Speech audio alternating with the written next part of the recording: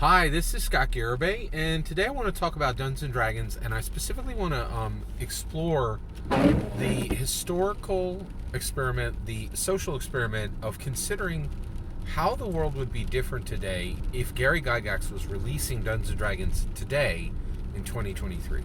So let's do a little bit of math. In order for that to happen, he would have been born in 1987, and we will assume that he would release it at the same time in his life, which was 36 years old, right?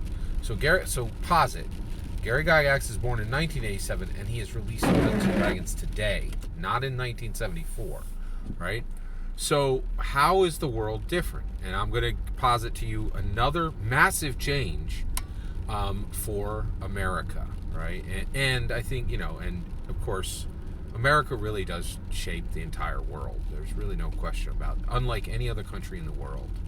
On this channel, I cover American politics, and I'm astounded how many people are hyper interested in American politics who are not Americans. It's incredible, right? We're blessed. It's nice to have everybody, but it is really surprising. So here's the change. I think specifically, this is like a spike that shows a much larger change, but I don't think the pronoun they would exist today without Gary Gygax, and I want to explain that for you. All right, so basically, I believe that Gary Gygax created Dungeons & Dragons, and what he did was he created the most powerful secular identity exploration vessel that's ever been created, ever, right? He basically, in 1974, he said, hey, you have a dungeon master, you can have as many identities as that dungeon master will run for you. They can be any gender, they can be any age, they can be any species, they can have any preference, right? This is an identity you will craft, and you will live it. And once you have lived it, you will, as a human being, will have a set of emotions, a set of memories, a set of sensations. But when you've played 20 identities through Dungeons & Dragons, you're Manifold Sentient. You have 21 sets of emotion, memory, sensation. You are no longer simply one person, right? And I really think that's what he did when he created Dungeons & Dragons, right? Now, and he created literally millions of identity knots. Astronauts explore the remotest sections of space, right? And then identity knots are exploring the remotest sections of human identity, right?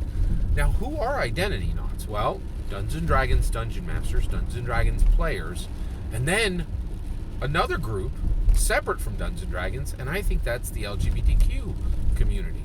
In America, they are absolutely identity knots, and have been identity knots pretty much in exactly the same timetable, probably going back in not the same timetable. I would extend it 50 years back beyond 1974 to about 1924. And I think in about 1924, 50 years before Dungeons & Dragons, you saw LGBTQ identity knots. Members of the LGBTQ community very specifically exploring human identity and saying, we're going to change these attributes of human identity. And we live in that world today where, basically one of the ramifications of that is today most people accept that you simply choose your gender. It is not, it's not what occurred when you were born. Right? And that's a huge change to our society, right? And I think that happened because LGBTQ people were functioning as identity knots, right? Since easily 1924 in America. Before then, I don't know about it because I think there really wasn't much acceptance, right? But in 1924, genuinely things started to change, I think. And today, things are nothing like they were even 10 years ago, right? So it's completely different. I think many things have completely inverted for the LGBTQ, where they were a marginalized group before. Now they're a very empowered group, and I'm sharing my humble opinion. Please correct me if you think that's different. I'd love to hear your thoughts. But I think things have massively. I think it's hard to not understand that things have massively changed for the LGBT community, right?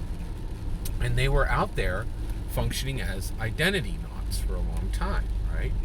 So, and basically, absolutely, the LGBT community is part of the reason why the term they came forward.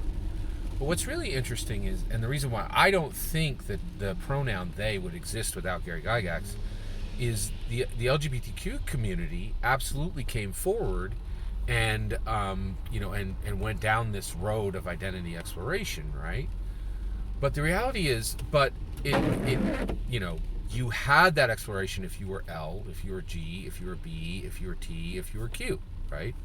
What if you were an American Muggle, right? Like, what if you were just a bog standard American, right? There really weren't any vehicles for identity exploration for American Muggles, right? And I'm using a Harry Potter term. I love that term, Muggle wizard, right? Like, Muggles, they go about, they see the world in a very they only see part of the world, right? But the wizards are the people who see this other part of the world that's possible, right? Like, and that is there, right? But Muggles are like, I don't know what that is, So what if you were a Muggle, right? Well, that's what I think Gary Gygax did. He created this ability to do identity knot exploration for American Muggles. Now, certainly there were I don't want to get twisted here. There were LGBTQ people who were involved in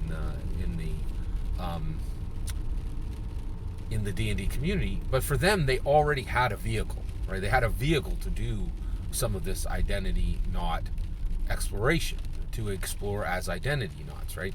Whereas the Muggles really didn't have any way to do.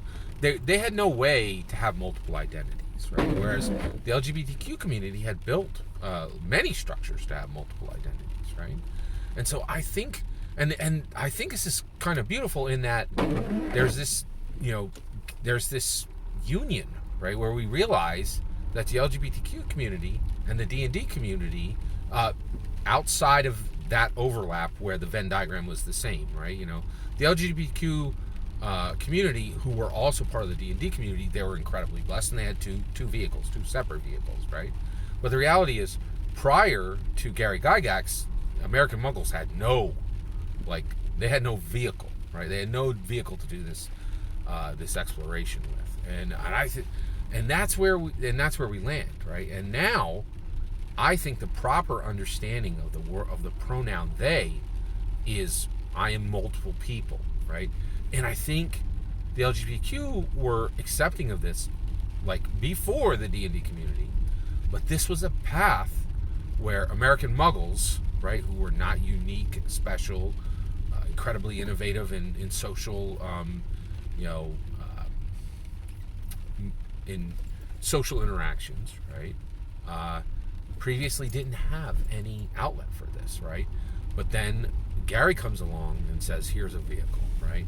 And I think now, today, and I don't think this is happening yet, but I think many Americans are starting to understand they as the most important of all the pronouns, saying, I'm not one person, I'm many people, right? And that's how I wish to be referred to.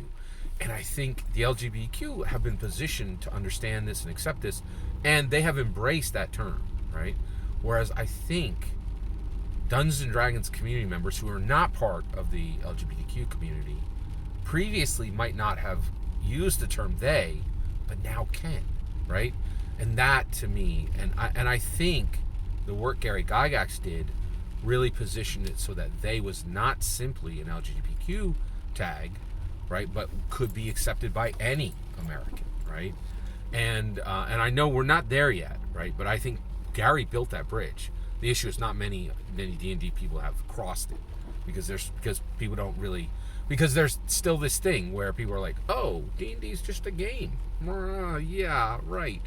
And like, yeah, it just doesn't conform to any of the rules of any game on the planet, right? And it's exploding in popularity and in uses, right? Unlike any other game on the planet, right? Really, really unique. So I actually think that Gary massively increased the amount of exploration, identity knot work being done by American Muggles who did not have a vehicle if they weren't part of the LGBT community. And then also, I genuinely believe today the pronoun they would not exist if Gary Gygax had not released Dungeons & Dragons in 1974. That's my humble opinion. What's important, every word of that is my humble opinion. What's important is when I get to hear your humble opinion. When you get in the comments and send your traffic. Please consider like, subscribing, and have a wonderful millennium.